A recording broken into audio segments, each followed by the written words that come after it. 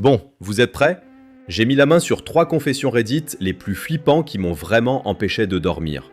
Si ça vous plaît, abonnez-vous et laissez un like. C'est parti. Mon mari, 33, homme, a accusé la police que j'avais tué sa sœur. J'ai découvert qu'il avait tout fabriqué pour m'inculper. Il y a des moments où ta vie entière bascule en l'espace d'une heure. Où tout ce que tu croyais connaître se désintègre complètement. Où les gens que tu aimes le plus se transforment en étrangers dangereux. Pour cette femme, c'est ce qui s'est produit un samedi après-midi parfaitement ordinaire quand 2 policiers se sont présentés à sa porte. Je suis marié avec Marc depuis 5 ans. Nous n'avions pas de grandes disputes, ou du moins c'est ce que je croyais. Sa sœur Caroline, 27 ans, vivait dans une autre ville. Je la voyais 2 fois par an aux réunions de famille. Marc n'a jamais semblé particulièrement proche d'elle, donc je ne posais pas de questions. Samedi, tout s'est effondré en moins d'1 heure. Les policiers se sont présentés à notre porte vers 14h. Marc avait déjà parlé avec eux en privé. C'est ce qu'il m'a dit après avoir fermé la porte. Il leur avait tout raconté. Selon Marc, j'avais tué Caroline. Il avait des preuves. Des messages textes où j'aurais menacé Caroline. Une montre que je lui aurais volée avant de la faire. Une timeline parfaitement construite avec des dates et des lieux. Des relevés bancaires modifiés pour montrer des mouvements d'argent suspects. J'étais sous le choc total. Je ne savais pas quoi dire. Les policiers me regardaient comme si j'étais un meurtrier. Et Marc, assis à côté d'eux, me regardait avec une expression de calcul pur. J'ai compris que mon mari, l'homme avec lequel j'avais partagé mon lit pendant 5 ans, avait planifié tout cela. Mais ces preuves, ces messages, cette montre, ces enregistrements, ces timestamps parfaits, c'était juste le commencement du cauchemar. Parce que tout était construit, soigneusement, méthodiquement. Et le pire, c'est qu'elle ne savait même pas comment le prouver. Ce qui a suivi n'était pas du doute, c'était la certitude glaciale. Marc n'avait pas juste accusé, il avait construit un cas, un dossier complet et hermétiquement scellé. Elle le comprenait maintenant. On ne combat pas un mensonge de cette ampleur avec la vérité. La vérité ne compte pas quand chaque détail, chaque preuve dit que tu es coupable. C'est dimanche matin quand Marc m'a montré les textos. Il disait les avoir trouvés sur son téléphone, que j'aurais utilisé une nuit où il dormait, entre Caroline et moi. Sauf que je ne les avais jamais écrits. L'écriture était trop soignée, trop formelle. Les messages demandaient son emploi du temps, où elle serait ce week-end. Il y avait un lien vers un hôtel au nord, réservé sous un faux nom depuis notre adresse IP. Les traces numériques soigneusement alignées. Et la montre. Une fossile argentée que Caroline portait sur Instagram. Marc l'a trouvée mercredi sous des cartons au garage. Il l'a mise en sac plastique, a écrit chaque détail, la date, l'heure, l'endroit, comme les flics le feraient. Il savait comment construire une scène de crime. Il savait comment rendre le faux parfaitement vrai. Les policiers ont cru chaque détail. Le transfert bancaire de 5 000 € datant de 4 jours avant la disparition. Les relevés qui concordaient. Tout avait l'air réel parce qu'il l'avait rendu réel. Et il n'y avait aucun moyen de le réfuter, parce qu'il avait construit son cas bien avant qu'elle comprenne qu'elle devait se défendre. Elle s'était endormie sur le canapé cette nuit-là, trop épuisée pour penser. Et vers 2 heures du matin, son téléphone a vibré. Un appel entrant. Un numéro qu'elle reconnaît immédiatement. Caroline m'a appelé aujourd'hui. Elle savait ce qu'il avait planifié bien avant moi. « Pourquoi tu pleures ?» C'était la première chose qu'elle a demandé. Caroline, vivante, appelant de Barcelone, où elle était depuis 2 semaines pour un voyage réservé des mois plus tôt. Je lui ai tout raconté. Les flics, les accusations, les textos, l'argent, chaque détail que Marc avait assemblé pour me détruire. Et elle m'a arrêté. « Je sais », a-t-elle dit. Sa voix était dure. Marc m'a contacté il y a 2 mois. Il m'a dit qu'il était en train de préparer quelque chose, une assurance. Si tu me faisais du mal, si je disparaissais ou si tu me tuais, il avait un dossier complet déjà construit pour t'inculper. Il voulait que je sache, que je sois d'accord avec le plan. Tu as dit oui ? Ai-je demandé.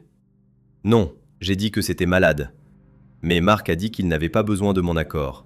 Il l'avait déjà fait, et que mon silence suffisait. La culpabilité que Marc avait construite était parfaite. Et maintenant, seul et paniqué, la réalité frappait. Elle n'avait aucune preuve de son innocence, aucun alibi, aucun témoin. Il n'y a pas d'alibi solide pour ce jour-là. J'étais seul chez nous une grande partie de la journée. Marc était absent, pour une réunion professionnelle fictive. Comment prouves-tu que tu n'as pas fait quelque chose? Comment tu prouves une absence?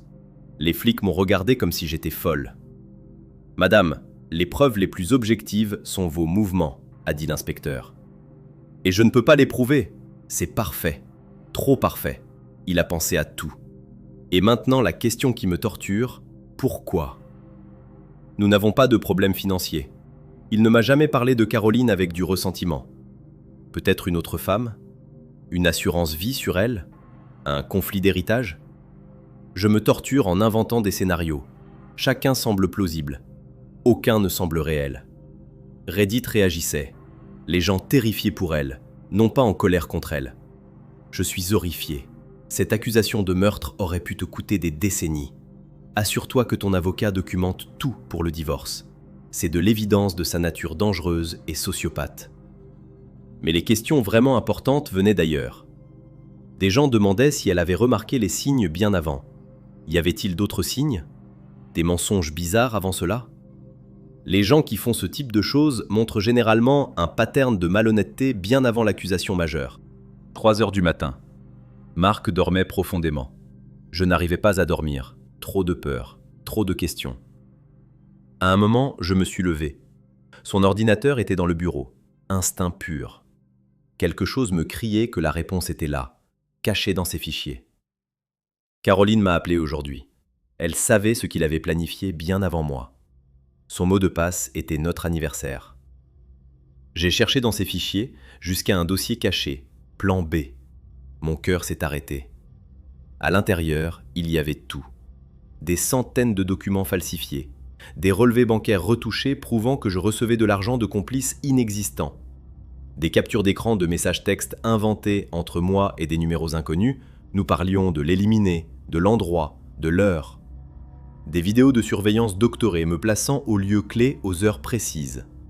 Mais au fond du dossier, un échange de SMS entre Marc et Caroline. Elle écrivait « Le plan est en marche. Tu penses vraiment qu'elle va s'effondrer comme ça? Laisse-moi voir comment elle réagit. » Et elle avait envoyé des selfies 3 jours avant la visite de la police, à la plage, bronzée, vivante, complètement inconsciente de sa propre mort fictive. Les réactions ont été instantanées. Je ne peux même pas comprendre vivre avec quelqu'un pendant 5 ans pendant qu'il construit une fausse affaire contre vous. C'est surnaturellement froid. Il n'y a aucune logique humaine à cela.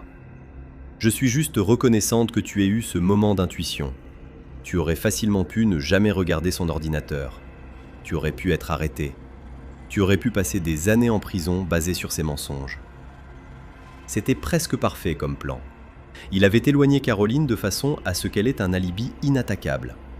Il avait travaillé à l'isoler socialement. Il avait des fausses preuves prêtes. Si elle n'avait pas eu cette pensée instinctive, pourquoi mon mari agit-il bizarrement avec la police? Elle serait dans une prison fédérale en ce moment. C'est terrifying de penser à combien c'était proche. 3 heures du matin, un moment d'intuition. Cela avait suffi à sauver sa vie. La panique a viré à la rage glacée quand elle a trouvé ce dossier. Elle n'avait pas 24 heures à perdre. Elle a appelé son avocate le dimanche matin. J'ai tout imprimé. Chaque document falsifié, chaque message avec Caroline parlant du plan comme si c'était une blague. Les photos de plage, les coordonnées GPS la plaçaient à des centaines de kilomètres le jour de sa prétendue mort. Mon avocate a regardé les preuves, puis a soupiré. Nous allons à la police et c'est Marc qui va en prison. Nous sommes arrivés au commissariat lundi matin. J'ai remis une clé USB à l'inspecteur, celui qui avait écouté Marc vendredi. Il a inséré la clé. Son visage a changé ligne après ligne. Pas de honte, pas d'excuses. Juste ce regard vide quand on réalise qu'on a failli détruire quelqu'un d'innocent. Marc a été arrêté avant midi. Parjure, falsification de documents, accusation criminelle malveillante. Les papiers de divorce étaient signés mardi soir. Caroline m'a appelé aujourd'hui. Elle savait ce qu'il avait planifié bien avant moi. Elle m'a dit qu'il y a 3 mois, il lui avait demandé de disparaître pendant 2 semaines. Il parlait de dettes, de nettoyer un problème, de comment ma disparition résoudrait tout. Elle avait refusé de jouer le jeu et il avait simplement conçu le plan seul. Ce qu'il voulait, c'était un meurtre fictif, pour un seul objectif: m'enfermer pour un crime que je ne pouvais pas prouver, que je n'avais pas commis. Je ne peux pas regarder quelqu'un sans me demander si c'est un mensonge. Je ne peux pas recevoir un message sans que mon cœur s'accélère. Je ne peux pas entendre quelqu'un dire qu'il m'aime sans entendre Marc qui dit « J'ai tout planifié pour ta sécurité ». 5 ans effacés en 96 heures. Par un homme qui avait décidé que détruire la seule personne qu'il aimait était plus important que vivre. Je vais m'en remettre. Mais je ne sais pas qui je suis si je ne fais confiance à personne. Et c'est au crime auquel je pense maintenant, pas au meurtre fictif, mais à comment il a tué quelque chose en moi qui ne peut pas revenir. C'est terrifying que les policiers l'aient cru aussi rapidement, sans vérifier ses preuves avec quelque chose de basique. Combien d'autres personnes sont en prison en ce moment, basées sur des preuves fabricassées par quelqu'un qui sait comment mentir parfaitement? C'était le calcul du mal, planifié jusqu'au plus petit détail. Et maintenant, direction la prochaine histoire. J'ai signé pour un week-end spa et je n'ai pas pu partir pendant 2 semaines. 28, femme. Ce qu'elle pensait être un simple week-end de 3 jours allait devenir un cauchemar dont elle ne pourrait pas s'échapper. Une retraite censée la soigner allait la piéger. Je m'appelle Mathilde, j'ai 28 ans et je suis analyste financière. Ces derniers mois, j'étais complètement épuisé par le travail. Réunions sans fin, rapports interminables, stress constant. Mon amie Cécile m'a recommandé une retraite de pleine conscience dans les Alpes qu'elle avait trouvée sur Instagram. Elle m'avait dit que c'était incroyable, transformateur, que ça lui avait vraiment changé quelque chose. La retraite était vendue comme un week-end transformateur, 3 jours, 800 €, yoga, méditation, un complexe magnifique dans les montagnes. Les photos montraient des gens souriants dans la nature, des salles lumineuses, des jardins, une ambiance de sérénité totale. J'étais tellement fatigué que j'ai réservé sans trop réfléchir. Je suis arrivé le vendredi soir. Il y avait une trentaine de participants, tout le monde souriait, c'était vraiment accueillant et chaleureux. Olivier, le leader de la retraite, avait dans les 40 ans, très charismatique, parlait avec assurance. Pendant l'orientation, l'équipe nous a expliqué le programme et les horaires. Et puis ils ont demandé nos téléphones pour un engagement total envers la déconnexion. J'ai hésité un moment, mais Olivier a expliqué que c'était essentiel pour progresser vraiment. J'ai accepté sans vraiment lire le contrat qu'il me proposait. Mais 3 jours passaient, et lundi matin, quelque chose a changé. Lundi matin, j'ai demandé mon téléphone. Je devais retourner à Paris pour le travail. J'avais des réunions importantes, des clients qui m'attendaient. C'était urgent. C'est là qu'Olivier m'a montré la clause en fine print. En tout petit caractère dans le contrat que j'avais signé sans vraiment le lire, il y avait écrit une pénalité de 1 500 € si je partais avant 14 jours minimum. 14 jours. Je venais juste d'arriver vendredi. J'ai cru que c'était une blague. Je lui ai expliqué que c'était impossible, que j'avais ma vie à Paris, mon travail, mes responsabilités. Olivier a juste souri calmement et m'a dit que je devais apprendre à lâcher prise, que ma résistance venait de mon ancienne vie stressée et toxique. Les autres participants autour de nous ne semblaient pas du tout surpris ou inquiets par cette situation. C'est à ce moment que j'ai vraiment compris la vérité. J'étais complètement piégé. Et ce n'était que le début. Lundi matin, Mathilde demande son téléphone. C'est là que tout change. Quand j'ai demandé mon téléphone à Olivier, il a souri comme si je venais de faire une blague. Il m'a montré le contrat que j'avais signé sans lire vendredi soir. Engagement minimum de 14 jours. Pénalité de départ anticipée, 1 500 €. J'ai cru que c'était une erreur. Mais non. Il a expliqué patiemment que c'était pour garantir la profondeur du voyage transformatif. Je ne pourrais pas partir avant mercredi soir au plus tôt. Pas avant 2 semaines. J'ai explosé. C'était de l'arnaque, du vol, une violation de mes droits. Je lui ai dit que j'allais appeler un avocat, que ce contrat n'était pas légal. Les autres participants m'écoutaient, mal à l'aise. Olivier a hoché la tête avec cette expression qu'il allait utiliser encore et encore pendant les jours qui suivraient. Mathilde, ce que tu éprouves en ce moment, c'est la résistance. C'est ton ancien moi qui parle. Le moi toxique qui rejette la guérison. Il a posé sa main sur mon épaule. Respire. Accueille cette peur. C'est elle qui doit partir, pas toi. Mais les choses ne se sont pas arrêtées là. Chaque jour apportait une nouvelle couche de contrôle. Les jours suivants, Olivier annonça de nouvelles règles. Session du soir obligatoire, pas optionnelle. Séance de guérison intensive. Il me convoquait aussi pour des séances de coaching privé, pendant que les autres faisaient du yoga. Il parlait de mon schéma de rejet et de comment mon besoin de contrôle m'étouffait depuis l'enfance. Les autres participants commençaient à me regarder différemment.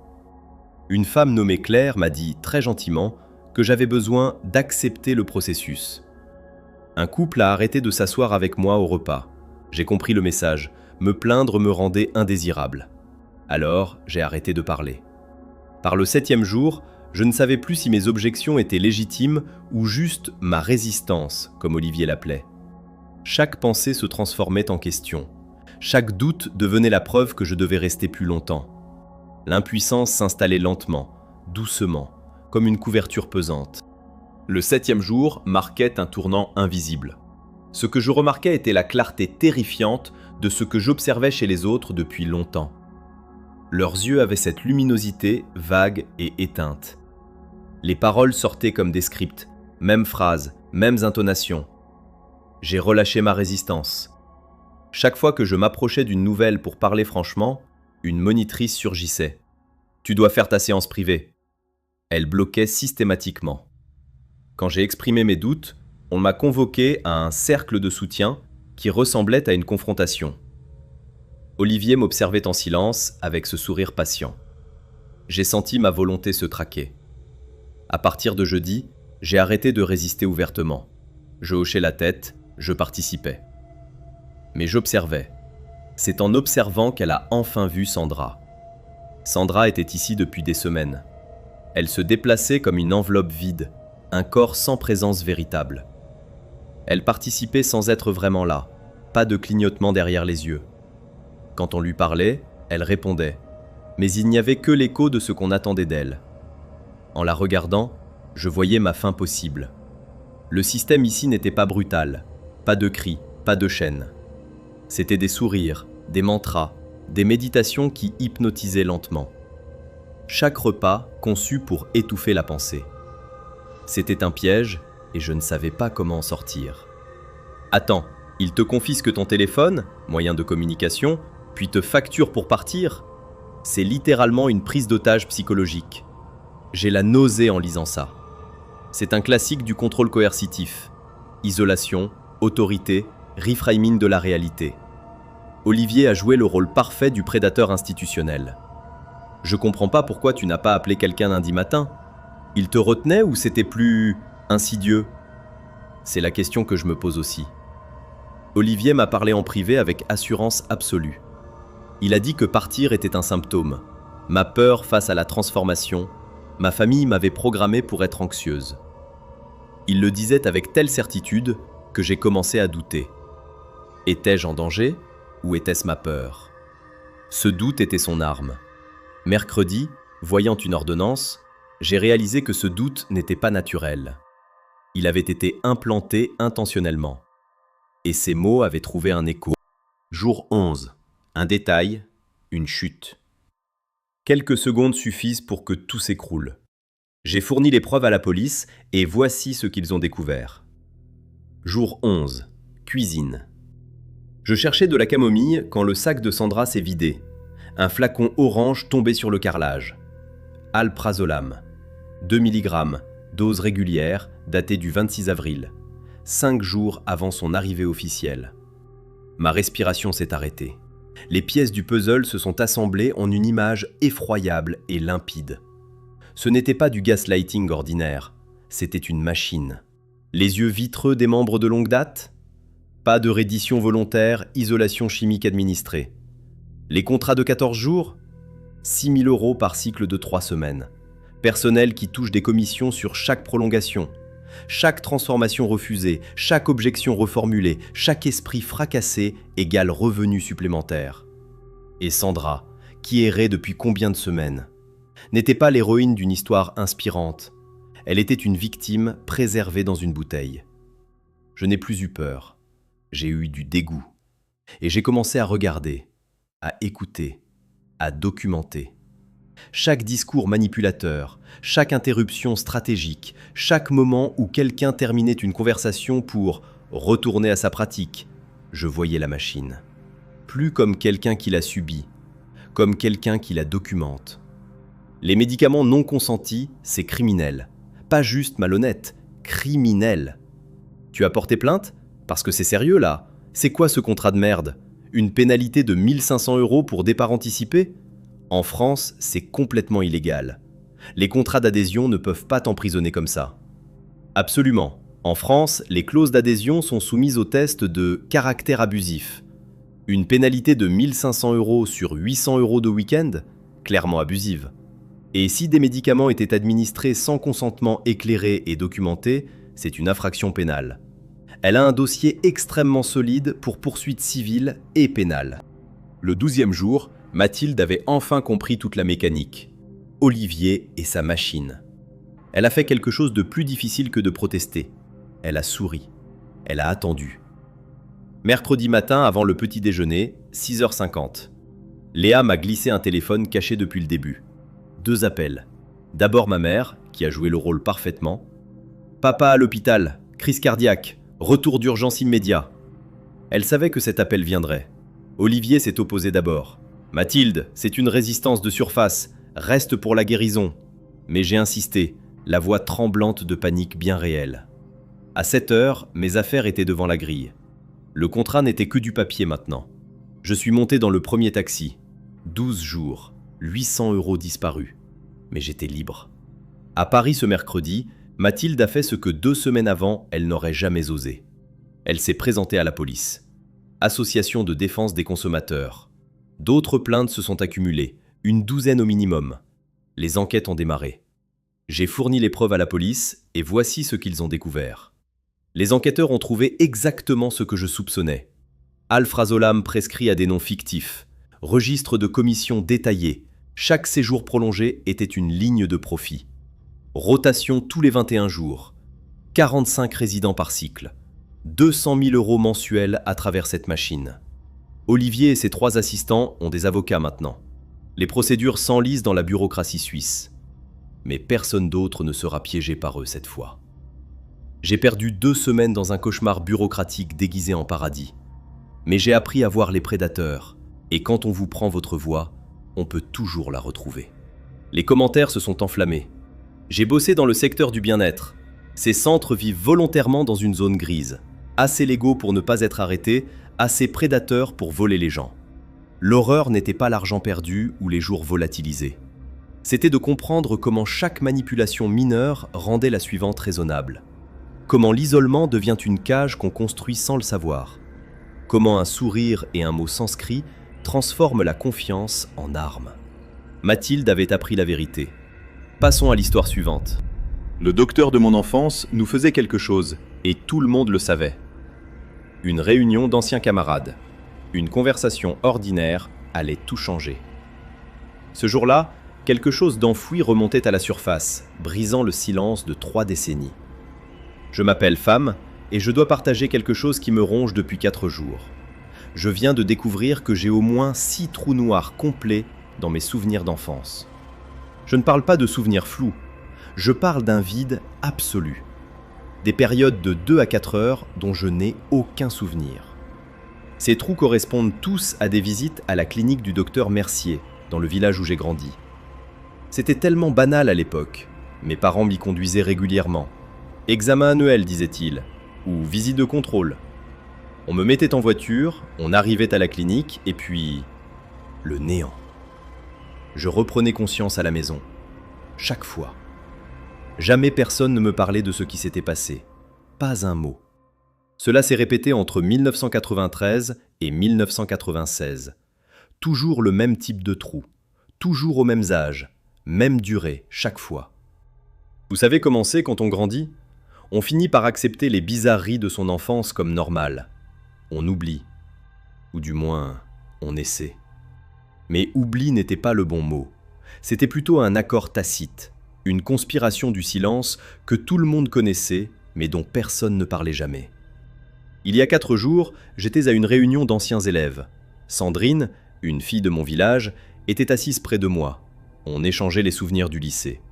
Et puis, sans vraiment savoir pourquoi, j'ai mentionné cette bizarrerie, ces trous de mémoire à la clinique, ces heures dont je ne me souvenais de rien. Elle m'a regardé. Pendant 1 seconde, rien. Et puis elle a chuchoté « Toi aussi ?» Oui, pareil, même durée, mêmes années, le même rien absolu. Elle avait vécu exactement la même chose. Ensuite, on a commencé à en parler à d'autres. Thomas était là, Amélie aussi, Maxime, tous de notre village. Tous avaient passé du temps à la clinique du docteur Mercier dans les années 90. Et quand on posait la question « Te souviens-tu de ce qui s'est passé ?» Ils répondaient tous pareil. Le vide. Rien. Ce néant de plusieurs heures, sans explication, sans rien. Et c'est là, assis autour d'une table, que quelque chose d'horrible s'était révélé. Nous n'étions pas seuls. Nous n'étions pas les seuls enfants avec ce trou noir. Et personne ne voulait en parler. Personne. Comme si le silence lui-même était devenu le secret. Mais cette réunion n'était que le début. Elle ne pouvait pas ignorer ce que Sandrine venait de dire. Les trous de mémoire identiques, au même endroit, aux mêmes âges. Elle a commencé à écrire des messages, à retrouver les anciens camarades. Et c'est alors que tout a commencé à prendre forme. J'ai appelé Thomas à Marseille. Il m'a répondu en 2 minutes. Oui, j'ai eu ça aussi. Les 3 visites en 1994. Exactement 3. 4 heures chaque fois. Un vide absolu. Annick en avait eu 2, en 1995 et 1996. Même durée, même néant. Quand j'ai demandé des détails, sa voix est devenue bizarre, presque paniquée. Marc a confirmé. 2 visites, 1993 et 1995. 4 heures disparues. Un trou noir complet. « Pourquoi tu déterres ça ?» a-t-il demandé. Ce n'était pas une plaisanterie. Et puis Luc, je ne l'avais pas vu depuis 20 ans. Au début, sympa. Puis j'ai mentionné Mercier et sa voix a changé. Je ne veux pas en parler. Il a raccroché sans attendre. J'ai compté. 12 personnes contactées. 10 cas exacts. 10 camarades de classe avec exactement les mêmes trous noirs, aux mêmes années. Les visites duraient toujours entre 2 et 4 heures. Et tout le monde avait la même peur. Pas vague, précise, orchestrée. Comme si quelque chose attendait sous la surface pour que quelqu'un pose les bonnes questions. Elle comprenait maintenant que ce n'était pas juste un secret. C'était une conspiration du silence. Et elle était partout. J'ai rappelé, plus insistant cette fois, les vraies questions. Qu'est-ce qui s'est passé là-bas ? Vous souvenez-vous de quelque chose ? N'importe quoi ? Pourquoi personne ne parle jamais de ces visites ? Le mur était complet. Certains ont dit qu'ils ne pouvaient ou ne voulaient pas parler. D'autres ont prétendu que j'exagérais, que c'était juste une visite médicale ordinaire, qu'on oublie les choses banales quand on est enfant. Que l'anesthésie, c'est normal, on ne s'en souvient pas après. Mais nous tous, nous avions oublié exactement la même chose, au même âge, pendant les mêmes années. Et personne ne voulait admettre ce que ça signifiait, qu'il y avait quelque chose à cacher. Quelque chose que le docteur Mercier avait fait, et que nos parents savaient, et que tout le monde avait décidé d'oublier ensemble. Et maintenant, 25 ans plus tard, elle était certaine. Le docteur Mercier avait fait quelque chose. Tout le monde le savait. L'enquête commençait à prendre forme. Quelques documents retrouvés, des dates qui coïncidaient. Mais affronter sa propre mère serait une toute autre histoire. J'ai demandé mes dossiers scolaires complets à la mairie, ceux de 1993 à 1996. Et là, dans les archives poussiéreuses, j'ai trouvé quelque chose. Sur chaque année du registre de présence médicale obligatoire, il y avait exactement 4 dates marquées « Visite au cabinet Mercier ». 4 dates par année. Espacées de manière presque parfaite. Entre ces dates et mon retour à l'école, le registre indiquait toujours 3 à 4 heures de congé médical. Ce n'était pas une coïncidence, c'était un pattern. Trop parfait pour être accidentel. Des trous de mémoire programmés comme une routine médicale établie. Armée de ces preuves, elle affronterait sa mère. Ce qui arriva fut révélateur. Je lui ai montré les dossiers en face et j'ai demandé directement. Qu'est-ce qui se passait là-bas à chaque visite ? Pourquoi je n'en ai absolument aucun souvenir ? Elle a blêmi, littéralement blêmi. Puis elle a dit « Ce n'est pas de tes affaires, c'était pour ton bien. Tu n'aurais jamais dû fouiller dans ces vieux papiers. » Quand j'ai insisté pour des réponses, elle s'est levée et a quitté la pièce. Elle a refusé de répondre. Elle a même refusé de confirmer que j'étais allé à ses visites, malgré les preuves écrites en noir et blanc. Son silence était une confession. Les réactions en ligne furent immédiates. As-tu retrouvé des preuves physiques, concrètes? Des documents médicaux avec le nom du docteur? Les amnésies sélectives aussi complètes ne viennent pas seules. J'ai retrouvé des carnets de santé avec juste des initiales, VM ou Mercier. Mais zéro détail sur les procédures. Les carnets sont littéralement vides pour les jours de visite. C'est comme s'ils avaient été délibérément nettoyés. J'ai aussi une facture de 1994 du cabinet Mercier pour consultation spécialisée. Aucun détail de ce qui a été fait. Pas de diagnostic, pas de traitement. Juste consultation spécialisée et un montant. Une enfant de 9 ans en bonne santé n'aurait pas besoin de consultation spécialisée. Mes parents cachaient quelque chose. Et malgré le silence de sa mère, malgré ce refus de répondre, elle continuerait à creuser. Il y avait une vérité à découvrir. La confrontation finale arriva plus tôt que prévu. Quelque chose s'était cassé entre maman et moi, et cette fois, il n'y aurait pas de retour en arrière. Ce qui suit est l'update que Mémoire Blanche a posté quelques jours plus tard, une fois qu'elle avait tous les faits en main. J'ai contacté l'enquêteur de 2001 et il m'a dit des choses qu'il n'aurait pas dû. Maman a finalement craqué. Quand je lui ai montré la copie du dossier judiciaire scellé que j'avais trouvé aux archives municipales, elle s'est littéralement effondrée sur le canapé. Elle avait su tout du long. Une enquête administrative avait eu lieu en 2001, fermée en 2002, jamais rendue publique. Le dossier mentionnait explicitement des procédures médicales non réglementées et potentiellement dangereuses à la clinique du docteur Mercier. L'enquête a été classée sans accusation, sans aucune publicité, aucun scandale médiatisé, aucune justice apparente. La clinique a simplement fermé et maintenant, à la place exacte où elle se tenait, il y a un carrefour. Un supermarché ordinaire, comme si rien ne s'était jamais produit. Ensuite, j'ai contacté l'enquêteur responsable de 2001. Il a d'abord refusé de parler, puis il a finalement craqué. Il m'a dit des choses qu'il n'aurait vraiment pas dû dire. Des choses qui confirment que tout cela était réel, bien documenté et volontairement étouffé. Les commentaires ont explosé. 2 réactions se détachaient immédiatement. Je suis tombé sur ce post en pleurant. J'ai grandi à Épinay-sur-Yèvre. Je me souviens exactement de cette clinique. Je me souviens des trous noirs. Et maintenant, je me pose les vraies questions. Ce qui me tue, c'est que tes parents savaient. Tous les parents savaient. Et ils y ont amené leurs enfants quand même. Pourquoi? Ça veut dire quelque chose de très sombre était accepté. Ça, c'est probablement la théorie la plus juste. Si l'État avait enquêté et fermé la clinique, c'est parce qu'il y avait quelque chose de grave. Et si les parents gardent le silence, c'est un pacte de culpabilité partagée qui tient depuis 30 ans. Mémoire Blanche, 27, femme, n'était plus seule. 2 camarades d'enfance s'étaient manifestés avec la même histoire. La bataille pour la vérité commençait enfin. J'ai retrouvé Sandrine et Laurent, les 2 autres camarades d'enfance qui partageaient nos blancs de mémoire. Pour la première fois en 3 décennies, nous avons pu en parler. Ce vide qui nous avait rongés depuis l'enfance avait enfin une forme. Celle du silence institutionnel. J'ai engagé un avocat spécialisé en abus médicaux. Le dossier de 2001 changeait tout. Procédure non régulée et potentiellement dangereuse sur mineurs. C'était documenté, noir sur blanc. Pour la première fois, nous avions une piste. Mais quand ma mère a compris que j'allais vraiment poursuivre, elle s'est murée dans le silence. Mon frère m'a averti. Tu vas détruire cette famille. Comme si révéler la vérité était plus destructeur que ce qui nous avait été infligé en premier lieu.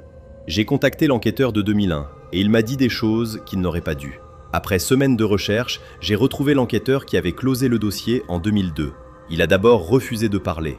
Puis, lors du 3e appel, quelque chose en lui a cédé. Il m'a confié que l'enquête n'avait jamais été terminée, qu'il y avait eu pression politique, que le docteur Mercier avait des connexions, que le dossier avait été scellé avant qu'il ne puisse creuser. 17 enfants documentés, et personne n'avait jamais été poursuivi. Il m'a dit « J'aurais dû faire davantage. Je le regrette chaque jour depuis 23 ans. » Puis il a raccroché. Je n'ai jamais eu de ses nouvelles après. C'est textbook cover-up communautaire. Les petits villages, c'est facile d'étouffer les scandales. Le fait que la clinique est fermée en 2002 après une enquête veut dire qu'ils savaient quelque chose. Trouve un thérapeute spécialisé en trauma avant de chercher plus loin. Si tu as des souvenirs supprimés, la thérapie peut les ramener. Mais prépare-toi psychologiquement parce que ça pourrait être horrifiant.